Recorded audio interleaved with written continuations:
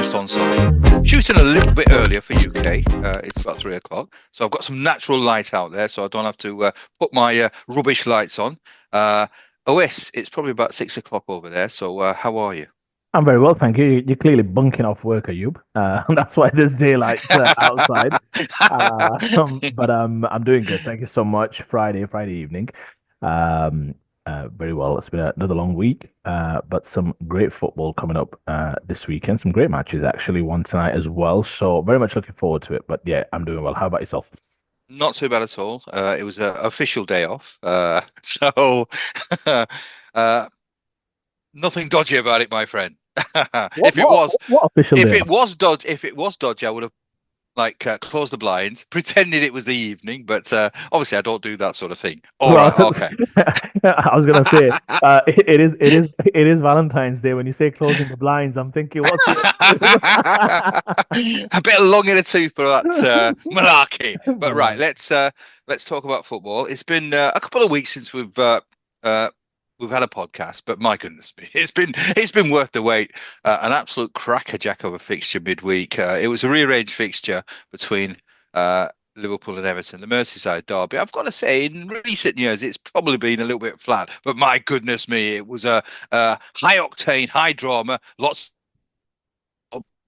talk about, but I've got to be honest, it reminded me of the good old days, and it really was. It was a proper derby, but lots of talking points, and no doubt you'll go through some of the talking points, and it's nice to have a neutral's perspective. Well, I presume you're going to be a neutral on this. I've talked to Liverpool fans who were up in arms, and one of my good friends, Hussein Randera, was going berserk. The muscle man was going absolutely potty. uh, Nothing wrong with the game, nothing wrong with the officiating. Michael Oliver again, perhaps in the headlines. So unpick it, unravel it. Give me your perspective. I thought there was a little bit of dodgy refereeing, but no doubt you're going to explain what your thoughts are. Go on, take it away, my friend. yeah, firstly, I think just the larger picture. I won't lie to you, I didn't watch the game live, mainly because, firstly, it's at an obscene hour when it comes to, for us, any midweek games on a weekday. And you've got to remember this was 24 hours removed from the Real Madrid Man City game, which I did choose to watch. So that kind of followed through the next night. There was no way I was going to be able to keep that up, given that I'd been working that day as well. So I missed the game. I did kind of wake up in the middle of the night just to check what the score was, to which I did have a little bit of text exchange with my son, who's a diehard Liverpool supporter, and my nephew, and they were both up in arms. So I was like, okay, let me read about this. What's going on? This is like at 3 in the morning, just like reading through. But yeah, look, I think firstly, large picture. I think we'll dive into the game shortly. I'm keen to hear your views as well. Obviously, I imagine you watched the game live, and by all intents and purposes, it was befitting of the occasion over the last derby at Goodison Park in terms of the drama, in terms of the fanfare, a lot of noise, a lot of drama, and that's what the Premier League is about, isn't it? Or should be about storylines, eventful finishes, pandemonium, fisticuffs, and all that goes with it. A couple of sendings off post game. Yeah, look, first and foremost, large picture. I think when you settle down at Europe, I think Liverpool, although the manner in which they've conceded there at the end, you remember this happened at Newcastle as well, where they'd come back to win or lead the game, where you think this could be a huge effort and a huge 3 points. And there was a last minute equaliser by Fabian Shaw after the goalkeeper made a little bit of an error with the free kick. And again, it's happened again. I don't think it's a recurring theme. I don't think there's anything to really look at too much. The ball was bouncing around for that last goal as well, and a pretty nice finish there from Tarkowski. But I think the large picture for me, Ayub, is when you get past some of the incidents, the drama, the emotion of it all, is that it was a pretty good point for Liverpool. It keeps them ticking. There was a little bit of good news for them, at least, from the perspective of Arsenal having another huge injury, and they've got a really ever deepening injury crisis right now. So I think when you look at it, 7 points ahead of your nearest rivals. Um, Another game ticked off. Goodison was always going to be a tough one. Yes, they've won again, you could argue just against Bournemouth, that was a game that perhaps should have been a draw, and Liverpool managed to find a way to win. So these things, I'm not saying even out of you, but you get the point, right? There's times when you win games that could have gone in a different direction, and there's games that you sometimes draw or even lose when you've probably done enough to win. By and large, for those who watched the game, they said a draw was probably a fair result. Everton acquitted themselves well in a hardly in a tightly fought affair. But yes, there was a lot of ill feeling, at least from the Liverpool side. I was from all the reading that I've done, it seemed like Michael Oliver didn't quite have his, let's call it, he didn't quite have the pulse of the game, I think would be perhaps fair to say. A lot of easy things missed. One of the most egregious ones probably being the Salah foul when he was dribbling at a critical time of the game as well. And Michael Oliver was as well placed as anyone actually to make that call. He was trailing play in the perfect position. In terms of the push, I'm going to quickly fast track to the last goal, and then I want to just quickly get your points, Ayub. The final goal, Ayub, obviously the ball's knocking around. There's a couple of attempts made, and it's then swung in, and there's a bouncing ball. I think Beto supposedly pushes Konate. Now, I've not seen a very clear-cut replay of that incident. You may have, so I'm happy to hear your thoughts.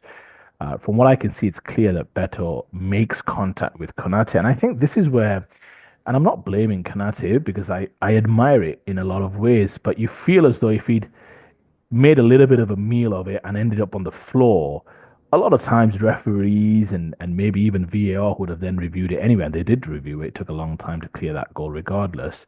Perhaps would have felt inclined to say, well, there must be a foul. He's ended up on the floor. You've seen that happen in games where the player making more of a meal of it than perhaps he should. Now, I'm not encouraging that behavior. I always want my players to behave in an honest way. If you don't feel like you need to fall, don't fall. But it happens in the Premier League all too often. I've not seen, like I said, a clear-cut replay from my side of you that suggests whether or not it beat that threshold of a clear-cut push. That doesn't mean it wasn't. I just haven't seen it yet in that way from all the different angles. I can't see that clear-cut one.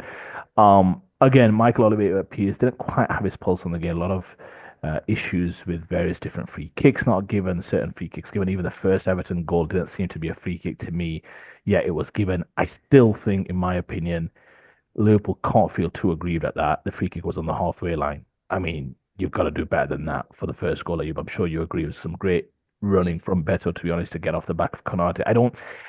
You're not talking about a free kick 20 yards out or just outside the box and a threatening position. It's not a threatening position if you line it up properly. So I don't have as much sympathy for the first one, in my opinion. I think that still just should be dealt with. You can't concede the way in which they did a simple ball up the middle and he's through on goal. So yeah, I think look from a Liverpool perspective, they'll probably feel as though they're conceding a few too many right now, or getting themselves involved in games where there's not much in it. Are you maybe one or two players slightly going off the boil? They've still got that world class player who nearly delivered another match winning performance, another match winning contribution in Mo Salah, who's having a season for the ages, very much so.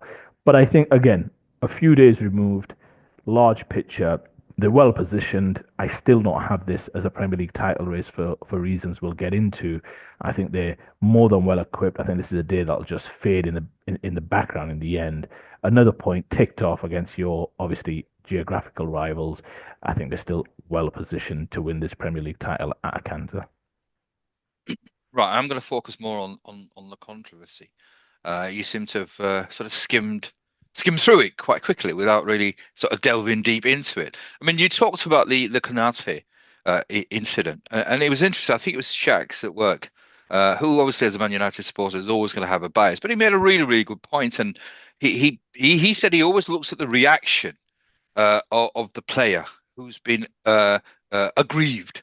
Kanate's reaction was a obviously he didn't make a big deal of it in terms of when the push was happening or happened. And then also afterwards, there wasn't any histrionics. There wasn't any real protest. Now, I think there was no doubt there was a push. It's a challenge or it's a header that I would expect Kanata to get 10 times out of 10. He's superb. He's a monster in the air. I That's what was surprising because I think there was no question in my mind that there was an infringement. There was a foul because he was clearly impeded. He was going to head the ball, and by that infringement, it allowed an advantage to Everton. Obviously, they scored from that goal, so from that advantage. It was just a surprise that I expected Kanata to make much more of it. Maybe if he had, do you think there would have been some sort of referral to VAR? Yeah, I think they were checking VAR anyway, because all goals are, because there's various different phases of that play. I think they were checking if Decore was offside at one stage when the initial ball was pumped in. So there's various different things they were checking. I think they also did check the push because you'd check all phases or all aspects of the play. I hear your point, Ayub. I want to give the floor back to you.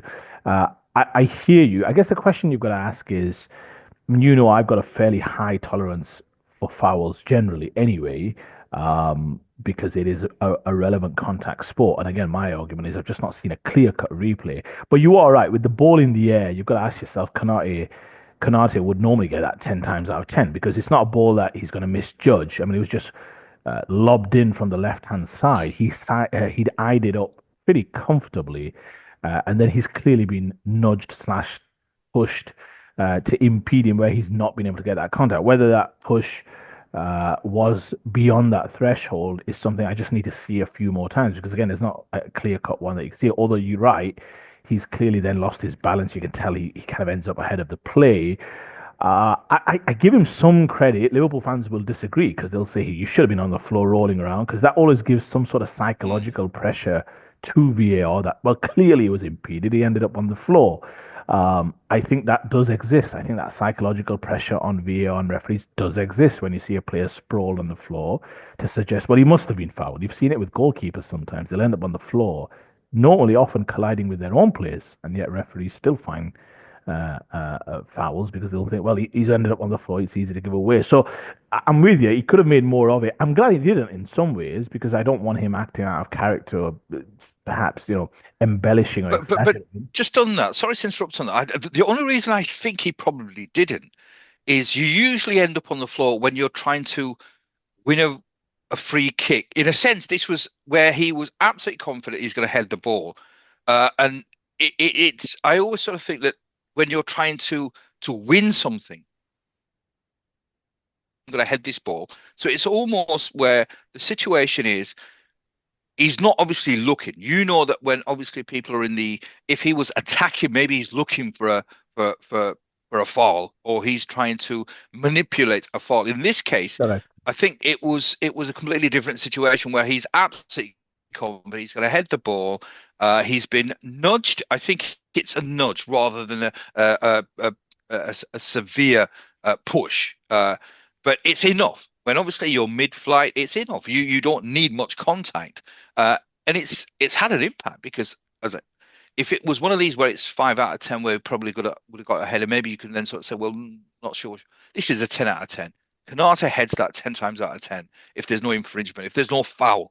Uh, and he's a big, strong boy. He's not somebody who's going to be easily sort of nudged out of the way. So this was genuinely and I think the intention from was it who was it better was it right and in my opinion there's absolutely there is an intention to impede Konate to try and make sure he doesn't get a clear head on the ball which has led to the goal. To me it was VAR should have picked up on that. Whether it's been influenced by the lack of reaction by Konate, I'm not sure.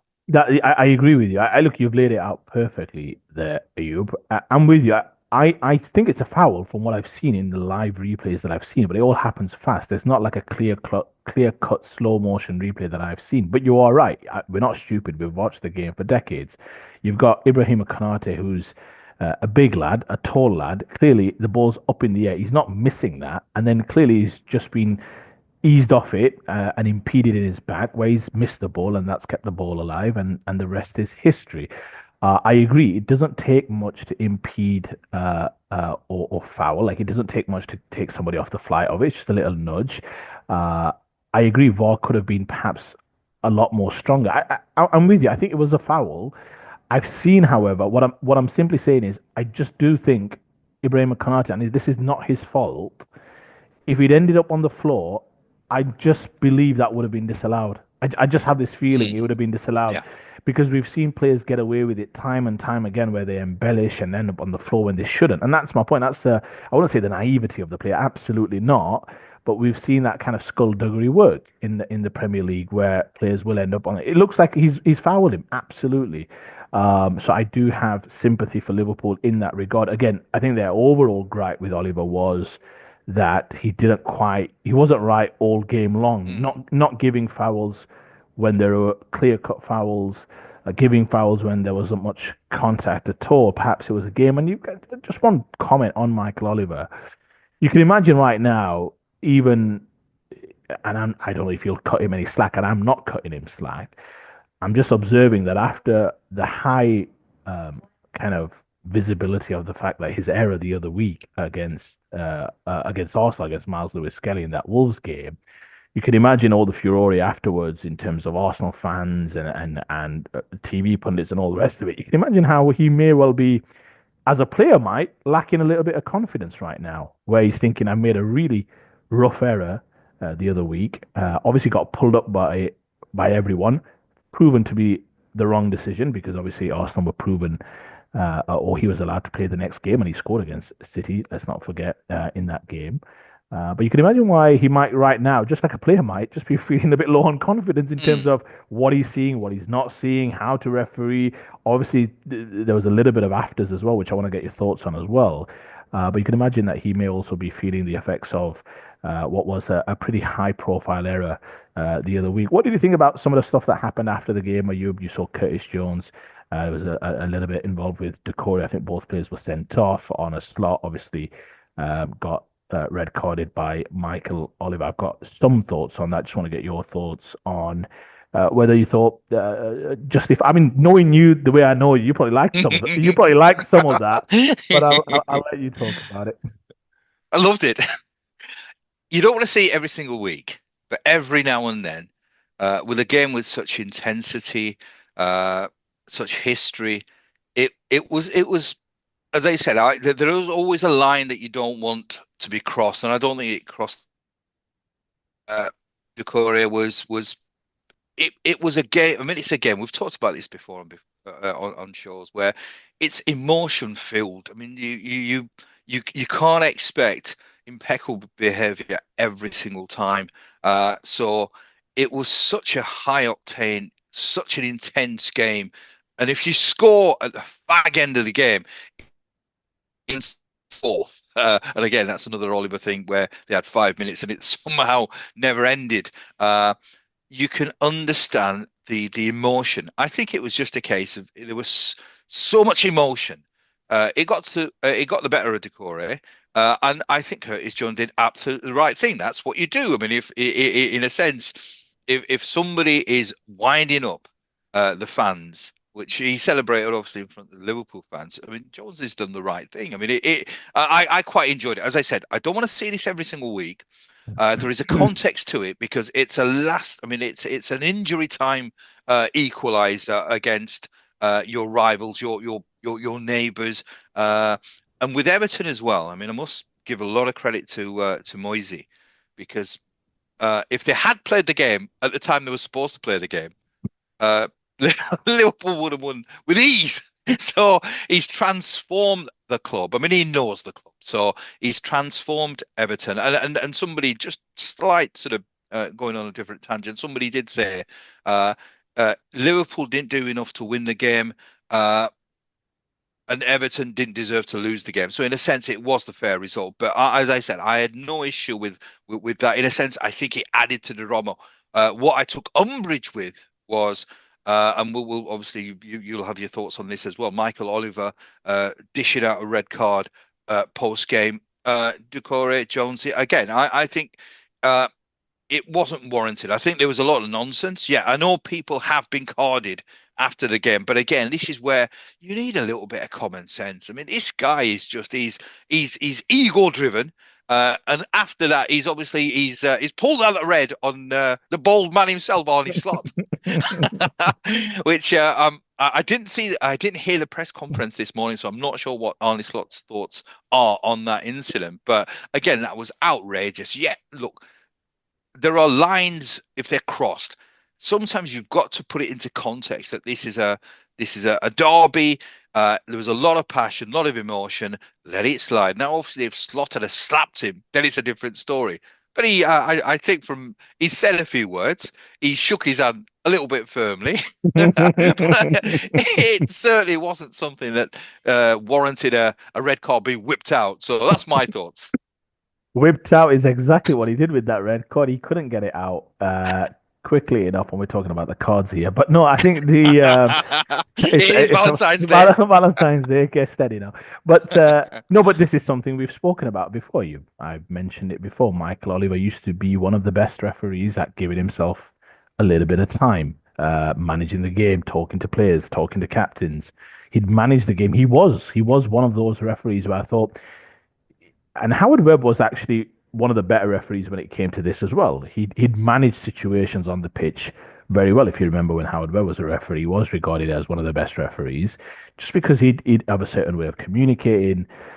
I do think it gets up players' beaks and managers in terms of when you're doing it fast and you're not giving yourself. He remember he read cardings and you argued, and I can understand your point of view. You said, look, sometimes what you see is you should go with your Yeah, instinct, yeah, yeah, yeah. and I think that's a fair point.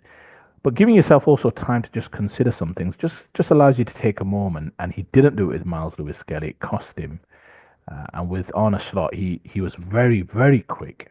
Just probably perhaps caught up in the emotion of it all because it happens to referees as well. And I think if he'd just taken a moment, he could have just allowed for that situation to subside and be diffused because Virgil van Dijk was also there and he was trying his best. And a word for the captain. He is one of my favorite players in the Premier League. He has captured the mood and the pulse of this dressing room and this club better than most. And he's done it in the most subtle way. He is the best defender in the league. But there's been a lot of sound bites from him throughout the season about keeping grounded, staying grounded, taking it game as it comes, not getting carried away with himself.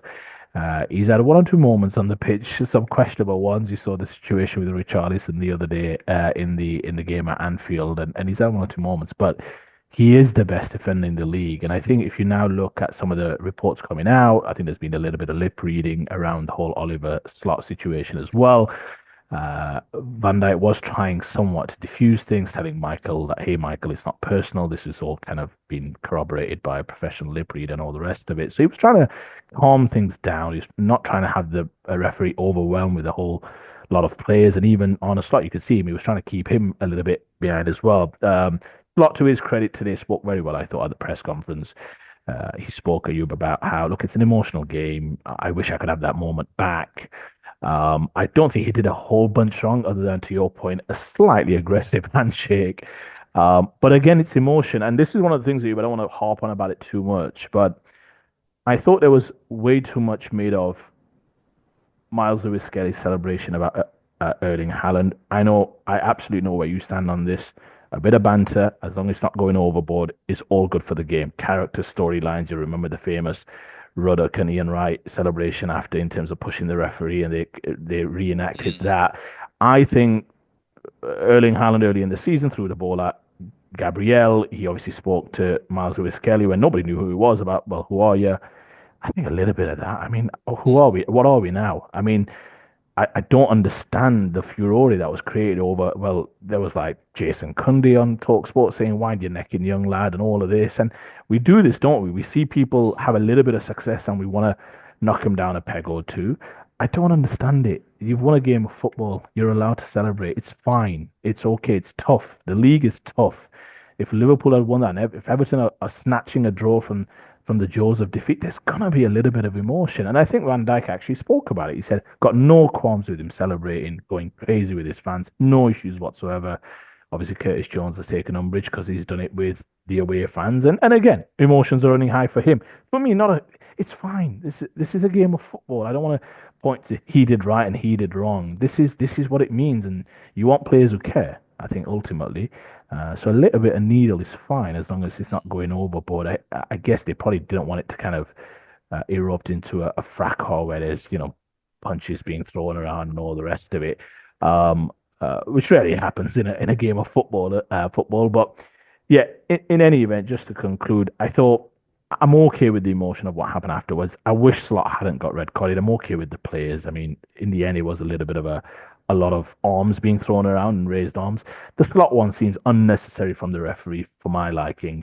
I don't know what the repercussions will be, whether he will. I think he does serve a ban this weekend. But again, to your point, Ayub, it's the Premier League. It's Everton, Liverpool. It's the last derby at Goodison. It's drama. It's a last minute equaliser. It's there's been needle in the game. It's fine. These are the storylines that we want, and I don't think we should be delving too deep into pointing fingers and leveling accusations. Who's right? Who's wrong? These are the things that happen in a high octane and a high emotional sport. Absolutely loved it. Loved it. I love the fans getting on the pitch as well. And obviously, it's not allowed, but I always like it every now and then when Yeah, they sort of rush onto the pitch. yeah. I mean, I was going to say just very quickly, sorry to interrupt you, but you'll remember, I think I sent you this a little while ago, that famous goal that kept you in the league, right? When Rafinha, do you remember that went round? I think I sent you this yeah, little clip of when Rafinha obviously squares it, goes around to keep it out, squares it, and then Gelhardt smashes it in yeah, from yeah, 2 yards, and you see the bench is empty and yeah, erupt to celebrate yeah, with yeah, them. And I think I sent you this, but that's yeah. that's the kind of emotion that we love, right? All the players Mm. just running off the bench, absolute pandemonium. I can imagine how you felt, but that's the story. Those are the kind of emotions that we want to see, right? Yeah, yeah. I mean, that just the game that you're talking about, that was against Norwich, where we were leading 1-0. We'd missed a plethora of chances. They equalised, I think, in the 90th minute. And then the Gelhard goal was 93, 94 minutes, which is again the reason why perhaps there was so much added emotion. But the Everton fans running onto the pitch as well was just it's brilliant. It's like the old days. I mean, uh, just to sort of talk about cricket because they used to always do that at the end of the game, fans rushing onto the pitch. But now it's health and safety and a little bit more dangerous now. People sometimes might be tooled up, so perhaps it's best if they do stay on the other side of the fence. Right, cracking game. It was, and I can't wait for the return fixture, which is in a few weeks' time. That should be a little bit of a spicy affair. Right, okay. You touched upon it. One of your uh, Havertz, one of your sort of instrumental players now, he's going to be out for the rest of the season. So that adds to the list of injuries that you've got. Now, before I let you speak on this subject, I have a theory on this that Premier League 25 players. Now, obviously, you can't have 25 world stars, but really, what I would expect is that should be ample uh, bodies that you should have to be able to cope with various injuries. Now, obviously, you well, perhaps are much more difficult to replace, but I have no excuses for the top sides. They've got a lot of money, they spend a lot of money, they buy a lot of players. So, from my point of view, Havertz injured out for the season. He's adding to the list, but to me, you've got 25 players to choose from. So I'm not, I don't give as much sympathy to these top clubs.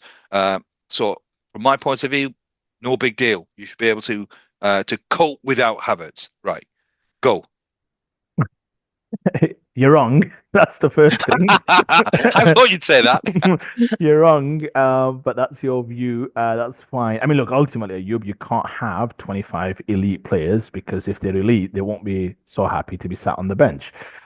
That's the way a squad is made of, right? For years, Spurs couldn't find an able deputy to Harry Kane. Why? Because Harry Kane was always going to play as a lone front man and did so for many years with great aplomb for Spurs, but they could never quite find that second striker, which put a lot of emphasis on Harry Kane staying available, which, to be fair, apart from a few ankle injuries, he did do for the most part.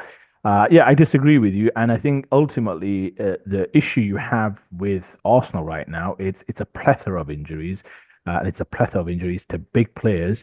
I mean, their first choice strike force is currently out, Havertz, Saka, and Martinelli, and their reserve striker is out, Jesus, and they're all out, obviously missing significant periods of time. Now, Martinelli's just got injured; he'll miss a month. Saka will miss at least another 6 weeks. Havertz out for the season and Jesus out for the season. Now, so I think those are mitigating circumstances. Now, look, I've said many times I've loved Mikel Arteta's tone about injuries. Now, today he's spoken about the load on players and all the rest of it. Now, my biggest priority when it comes to players are clubs. If clubs play them a lot, I don't. I do agree that there's a responsibility on clubs also to manage players and all the rest of it, but. Uh, if there's going to be a deference to one side, whether it's club or country, I'm always going to go with clubs because clubs are ultimately paying the contracts of these players. I mean, Havertz and Jesus coincidentally feature in the top five of all strikers in terms of distances covered per game in the Premier League. Both of them feature in the top five, and it's noticeable that both are injured. If you've watched Havertz recently, he has looked a little bit spent. There's been a lot of pressure put on him because he's having to play games. He's having to play all the games, all the minutes, where normally you try and manage some of that, right? And Liverpool, by and large, have been blessed with good health. Good health is important. Your first 11 is always your best 11. Now, your bench can go a little bit deep, but once you start having to tap into that consistently, there is always going to be a quality drop off. I'm sure you'd see the same at Leeds if you were missing some of those critical players. So, the injuries that they have are somewhat unprecedented in terms of just all of them out at the same time. They're probably going to have to rely on Nwaneri, 17. You've got Miles Lewis-Skelly, who's probably going to have to play a significant part at the front end, which is where they've struggled this year in relative terms to last year or the year before. They are going to struggle. They are going to struggle big time because they've got no real options up front to speak of. So they will struggle in the coming weeks. They will drop points as a result. But again, I'm happy with the manager in terms of the sound bites. He said, look, we have to get on with it. That's the challenge. We have to find solutions. And he's paid the big bucks to find some creative solution. Now, I'd actually like to probably see Marino play up front, simply because I think he hasn't played as much football this year, so should be relatively fresh. But he also fits some of the physical profiles that Arsenal might have. I also think if you start to play some of the midfielders in those positions, you don't have as much of an impact off the bench. You don't have anyone to bring on, bearing in mind Saka's still at least 6 weeks away. So, yeah, it was disappointing to hear that news, simply because they've obviously come to Dubai. They weren't training a million miles away from us. So to come for warm weather training and then lose one of your star players, who's by and large has his critics, and I think that's fair, but ultimately has still made a lot of contributions this season and was going to be asked to burden or carry the burden from here on in. I'm okay with Arsenal having kept their powder dry in January. It's a difficult one, Ayub. It sounds easy to say go and pay X for player Y, but if he's a player worth having, chances are he's at a club that's still got ambitions for that season, for goals for those seasons to get at. Difficult to extract players, especially at clubs, like I said, that have tangible goals that they're looking to reach. That could be surviving relegation, pushing for European spots, pushing for trophies domestically and European. So I'm okay with keeping the powder dry. It's been one of those seasons that for Arsenal, a lot of issues. But they're in there scrapping, competing. They're going to have to do it a very different way moving forward. I think the gap will get wider. Liverpool are the best team in the league and have their best players available. And if Arsenal were going to have any chance to start closing the gap from 7 to 5 to 3 to whatever it is, they would have needed their best players available. You know that, I know that. You can't. There's a drop coming. It's the quality, the standard isn't quite what they can put out. Again, if you have Saka, Martinelli, Havertz, even Saka, Martinelli, Jesus, I would argue up front with Rice, Partey, Odegaard, yes, you've got something to work with, but they're probably going to have to rely on Nwaneri, Trossard, and Sterling. One's been binned off by multiple top clubs and will go back to Chelsea at the end of the season. Trossard may well also not be there next year, depending on his contract situation. And Nwaneri is a young kid. You can't ask him to go ahead and deliver consistently in the biggest games at this stage of his career, although he looks like a very prodigious talent, but you can't ask that of him at this stage. So tough times ahead for Arsenal. The only thing you can ask is you compete, you take each game as it comes, you try and keep some clean sheets, and you can see if you can nick a few wins and go from there, really. Right. So just on the point, I mean, it was probably a slim hope of Arsenal challenging for the title. The draw gave a glimmer of hope, but would you now say that with the injuries, it's not a conversation to be had? Uh, Arsenal will not. yeah, I honestly did not have them in the Premier League title race. I don't think we have one. I don't think we have had one. You're right. A win at Everton would have just would have probably closed the topic for the masses. But honestly, I watch Arsenal every single week without fail. I watch the midweek games. I follow everything. My eyes don't deceive me. Liverpool are the better team. They deserve to be where they are. And I don't see the argument when you look at where both teams are right now, health wise, and given that they've got a gap. Now, imagine this was reversed. Imagine Arsenal had 7 points ahead, but they were in the position they are injuries wise. You could make an argument for Liverpool. You'd say, look, you've got health, you're playing well by and large. Arsenal are about to surely drop points. You're not winning games consistently, are you? It's fine. I mean, you're just not winning them. It's okay. I can accept that with Nwaneri, Sterling, and Trossard. You're just not going to win it. Remember, and that's you might say, oh, they're okay. Yeah, but that's all they'll have to go with. It's not as though they'll have some options off the bench. Those guys are going to have to carry the entire burden. No, I never had this as a title race. I never had it. If it was closer, let's say if it was a 2 point gap at this stage, and you thought, well, if they can keep it to 5 or 6 and get one or two players back into those last 5 or 6 games, maybe the gap's 7. I contend that it will get wider, as you'll see over the coming weeks. So it's very much a season, possibly, that any trophies again for the Arsenal and Arteta. Right. We'll talk about a team that's won many, many trophies, but probably this year they're not going to win anything at all. Manchester City. Another dramatic uh, game, another loss, which I mean, I've lost count of how many games they've lost this season, but uh, cracking game. I mean, for a neutral, it was a fantastic game, fantastic ending. But it's the more and more questions are now being asked. You know my thoughts on Guardiola. I've always been, whilst a supporter of his coaching abilities and credentials, I've always been a stern critic as well. That he needs to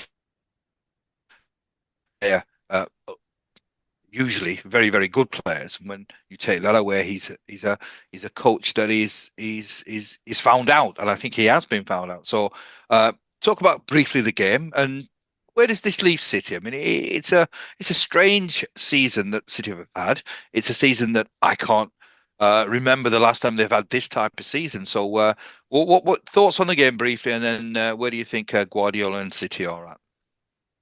It's well put, Ayub.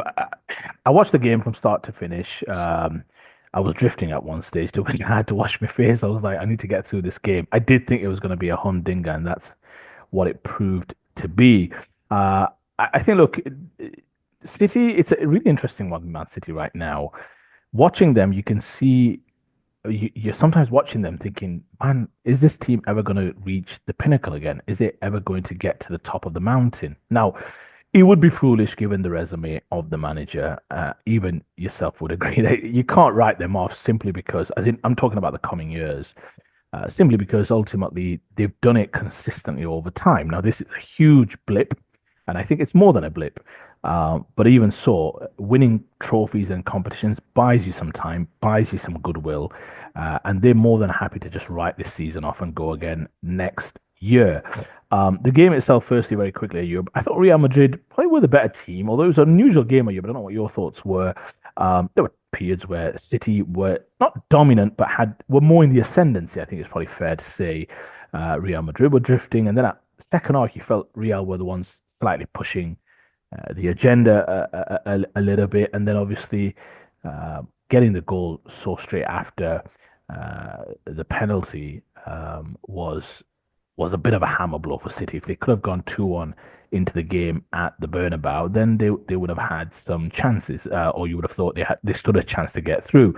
I thought Bellingham had an incredible second half. I watched him very closely. I thought he was absolutely running the show. Lots of running off the ball, dominating on the ball as well, starting plays, running, his athleticism. Honestly, he looked the part, I thought, in that game. But Real Madrid started to play with a bit of purpose and mistakes, as always with City right now. Lazy defending for the third goal, but who's there busting a gut in the 92nd minute? It's no coincidence that this lad keeps scoring goals, or at least he did in the first season, and started to pick up a few this year as well. As you always say, the fag end of the game. He's the one busting a gut to make that play right there. But I thought Real were probably just worthy of the win, actually, by and large. They look threatening at all times, Ayub. And that's a devilish front four to work with. I mean, Mbappe, Rodrigo had a slightly quiet game, but Mbappe, Vinicius, Bellingham, Rodrigo, they had obviously Valverde playing, I think, right back because they've got significant defensive issues. you'd have to think Real Madrid will find a way to get through at home. You would think, although you wouldn't put it past this Man City team. Large picture, Ayub. I just wonder whether this team or whether Pep Guardiola, and it sounds big to say this, but will he ever win another Premier League title? Will he ever win another Champions League at Man City? And there's so many different elements to this. There's the verdict coming through in the next couple of weeks. Let's see what that does. No doubt, whichever way that goes, Premier League, Man City, there'll be an appeal. Again, we'll wait and see. You watch this team that they don't pass the eye test, Ayub, in terms of athleticism, in terms of pace, dynamism, getting in behind consistently, overlaps, underlaps, suffocating teams, Ayub, like they used to, where you thought in the good old days, Ayub, when you played Man City at Etihad, you thought we'll probably get one chance this game. We've got to take it. Now teams are going into that game thinking we can take these lot on, or we can be the better team. And we've seen that consistently this year. They don't have the legs, they don't have the running. Mm. Without Rodri, he's a huge miss, but it's not just Rodri. Ayub. I don't think one man's fixing this. They just look like an easier team to get through, to pass through, to play through, and all the rest of it. And now teams are believing, and when that happens, that's a huge issue to arrest that ever sliding aura that seems to be slipping. I genuinely would be surprised if I'm confident they will not be favourites for the Premier League title next year. I think that much we all agree on. And right at this stage, although yes, you've got windows and summer windows and all the rest of it, and things could happen. Salah could bounce back, could bounce off to another league. Who knows? Maybe there's a manager change. You never know what things could happen to switch things around again. But right now, I cannot see when I watch them, they do not look like a team capable of competing for the highest and the biggest honours. You watch Liverpool, you're thinking, ooh, devilish strike force, a manager making a big imprint, world class centre back playing at the top of his powers, world class winger, arguably the best player in the world, making the difference time and time and time again. You can see Liverpool winning the biggest trophies. Even Arsenal, they look, even with all of their injuries, they've got great centre backs, a dominant midfielder, I think, right now in Declan Rice, who's having a great season after a slightly slow start to the season. But you can see certain things where you say Mm. they look like a competent team if everyone's healthy. City don't. They look weak. They look frail. I'm not sure that can be arrested anytime soon. Like I said, I don't think they'll win anything this year. Let's see in the FA Cup. A cup run can always come through. Liverpool are out, Arsenal are out, so we'll see in the FA Cup. But the Champions League and the Premier League this year, of course, forget it. I think even if they were to somehow find a way through Real, which can happen in a game of football, but right now they look short. They look well short in terms of having that aura of suffocating teams, and that will take a lot of time to get back. Like I said, right now, if you ask me, hand on heart, does Pep Guardiola win another Premier League title at Man City? I would argue that he won't. Well summed up. I think you're right. I think you're right. I mean, this team's certainly come to the end of the line.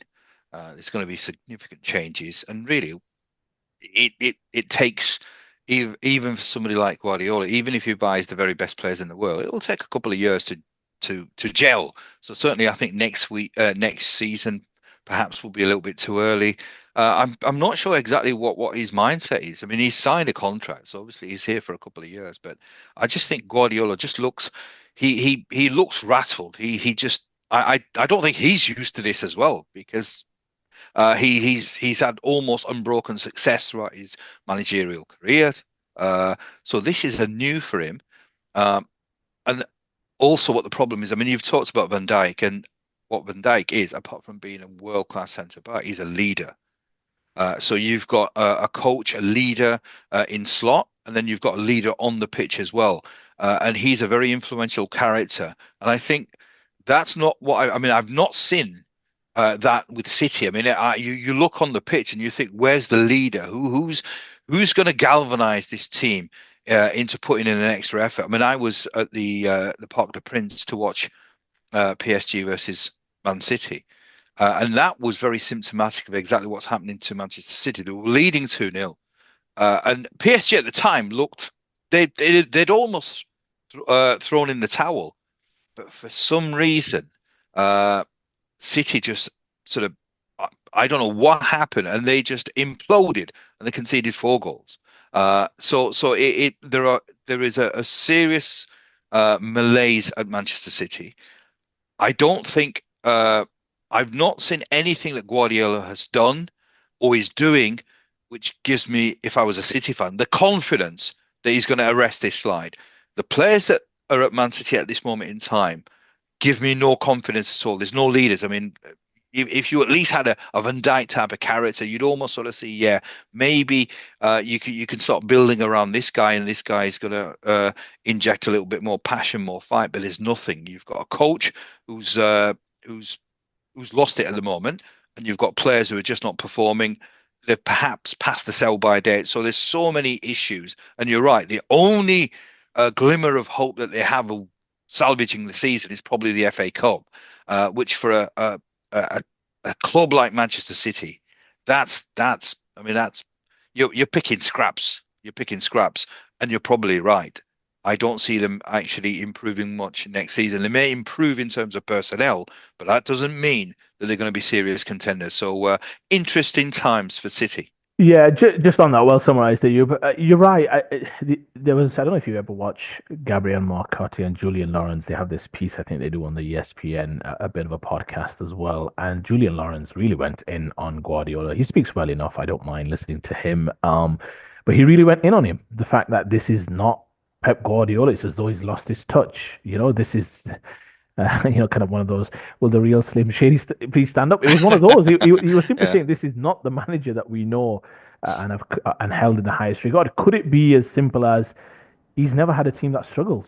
And that's a very different type of management at you. But I mean, you'll know you've supported Leeds long enough. But it's no, but it's a different approach, isn't it? When you're struggling, there's certain things that you may strip away from. You might say, okay, let's cut out some of this stuff because we've got to build a little bit of confidence. So let's play a certain type of way. Now, Pep Guardiola is as prideful as he comes, so he'll be thinking, well, you just simply work on Plan A and you make Plan A better, and I'm okay with that.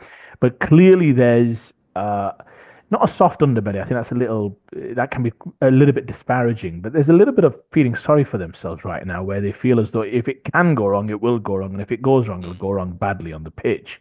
And teams are playing against that. You felt that when it was 2-2, that if Real could just get one opening, they'll get a winner. And they got a winner. So I'm with you. It's as though he's not been used to this type of way. You're right. We've not seen anything in the last 4 to 5, well, in the last 3 or 4 months that would suggest, oh, I can see what they're doing differently. Starting to pick a consistent team. This is an aging team. He's going to lose some key players in the summer, or players that at least have been key for them in the past. But right now, it feels as though some of the signings they're making are a little bit on the fly. They just buying for the sake of buying to fill. Maybe they know something with the verdict. Who knows? We have no idea. But even some of those players, early doors, very early. I mean, Marmoush looks like he's got something about him, but very early. I'm not going to cast judgment. But again, there's nothing there that you think, oh, I can see just with Rodri coming back, this team can go again. The only thing I would say very quickly is there are some key decisions coming for Liverpool in the summer. There are maybe perhaps one or two decisions. It's normally the kind of summer that Arsenal might lose a player because they've not lost, I would argue, a critical player for a few years now, maybe a Saliba to Real Madrid or something like that. You could see that could perhaps open up a pathway to Man City regaining top dog status once more. But it's just hard to see this team right now, given the fragility that they're showing consistently, being able to challenge. I mean, they are so far removed from their highest levels that we've seen under Guardiola. They are so far removed from that. Time will tell if they ever get back, but the chances are they won't. I agree. I agree. Right. So that's enough about the Premier League. Before we go, obviously, it would be remiss not to talk about my beloved Leeds United. Doing all right. We're doing all right. Yeah, you are. Yeah, go on. The floor's yours. The floor. I mean, the floor's yours. I mean, a wonderful 4-0 victory. I think away to Watford, wasn't it? That was excellent. Daniel Farker spoke well. I think about how Tom Cleverley sets up his teams. I mean, I'm having to follow Leeds as well in detail just because of you. But not doing well, keeping clean sheets, big goals, lots of goals. Put the game to bed as well. Although I heard it was Watford gave as good as they got as well to some extent. But how are you feeling? You must be feeling. I mean, they've not lost a game in a while. It's a good run. You must be starting to feel a bit confident, are you, that you're going to be back to the promised land and taking pastings every Saturday? Well, I look forward to that. But uh, we've got, I think the next two or three games probably will define our season. The next game we play on Monday, that's Sunderland, and then the Monday after we play Sheffield United. That will define exactly where we're at. Uh, uh, and Watford, you're right. You touched upon Watford. Watford are a tidy side. I mean, they've not had the best run recently in the last 3 or 4 weeks, but they had a decent result against Sunderland, away at Sunderland, 2-2. And against us. They're a big, powerful side. They've got some pace and they've got some ability, and they're just outside the playoff position. So really, they are a decent side. But this is where the difference is when you've got quality that perhaps is exceptional for the league. That's going to win you games, Yeah. and that's what we did. And again, that's why I've been slightly critical of Daniel Fott, and that's why I don't give him too much credit because when you've got good players, if good players play well, they will beat majority of the sides in the championship because there are two or three levels above. And that's what they're showing. Dan James, Solomon, who's been exceptional. Tanaka's been really, really good. Pirro has been quite decent over the last 2 or 3 games. Hang on, So hang on. Who does get credit for Leeds being top of the table? the players. Yeah, but you've said the players are better than any of the other players in the other team. So why are they getting credit? They're just better than them. I don't get it. Well, I will. This is where the criticism is. A better coach, and we would be 12, 13, 14, 15 points Behave. above the rest. So Behave. What I would say, Ayub, though, is it's interesting, isn't it, Ayub? I mean, I've always said that sometimes more than points, I would argue, actually, I'll go out to say, I think more than points, goal difference is as good an indicator of where you are as a football club. Your goal difference is more than double of the next nearest. Sheffield United plus 23. You guys are plus 47. That's ridiculous in terms of your yeah, superiority over other teams. You're finding your stride. You're 14 games away. You've got 5 points on Burnley right now with a much, much more superior goal difference, which probably starts to count as a point, at least on Burnley and probably even on Sheffield United.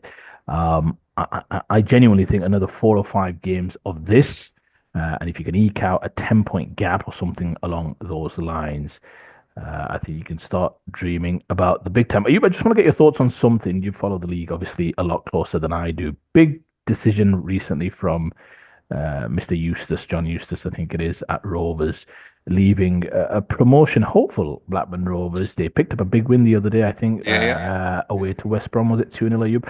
yeah. But he's left for Derby. Derby struggling at the bottom of the table. He obviously had a couple of years there as a player, I believe. Correct me if I'm Mm, mistaken. I was pretty distraught in the sense that he had a good reputation at Birmingham before when Rooney came in. He's obviously settled Rovers. It felt as though Rovers were pushing and are still there in terms of, but we know the story with Blackburn Rovers. They've always struggled in that second half of the season and fell out of the playoff spots. But it's a huge blow for Blackburn Rovers, isn't it, Ayub, to lose Eustace, especially in the manner and especially to the competition with Derby struggling so much. What do you put it down to, and do you think Rovers can still hang on for a promotion spot, Uh, a playoff spot, I it should say? was a shock. I've got a shock because Blackman. I think he has transformed Blackman, and Blackman have. I mean, there's criticisms of Blackman, but they've invested sufficiently for the championship because they've got some really, really good players. Uh, and they were absolutely my sort of shoe in for a top six finish because I think unlike previous seasons, they've had a slight sort of wobble, but they've got enough quality, enough depth. I follow them closely enough to know that they're a tidy side, they're a decent side, and top six.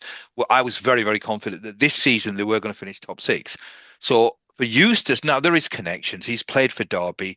I'm not sure where he lives because obviously he was in managing Birmingham before, so I don't know whether he's got a house family there. So there is always that attraction. And Derby, albeit they're in decline as a football club, but they're still an iconic football club. For those who are historians of English football, Derby has a certain status, certain standing, and it is one of these.